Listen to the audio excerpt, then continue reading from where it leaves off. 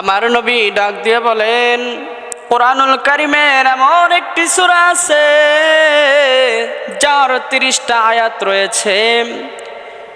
এই 30 আয়াত যে পাঠ করবে, পাঠকারীর জন্য কাল কঠিন কিয়ামতের ময়দানে সুপারিশ করবে এবং তাকে ক্ষমা করে দেওয়া হবে। সবাই এখন প্রশ্ন করতে পারেন, সেই 30টা আয়াত কোথায় পাবো, কিভাবে পাবো? নবী কি বলে নাই?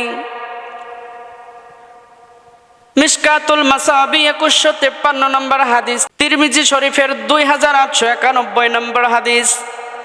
আমার নবী বলেন সেটি হচ্ছে সূরাতুল মুলক, অর্থাৎ সূরা মুলক কেউ যদি পাঠ করে তাহলে আল্লাহ রাব্বুল আলামিনের কাছে এই সূরা মুলক সুপারিশ করবে এবং তাকে ক্ষমা করে দেওয়া হবে। আমার নবী বলেন তাহলে সূরা মুলকের যে ফজিলত আছে এটা আমাদের সবাই পাঠ করতে হবে।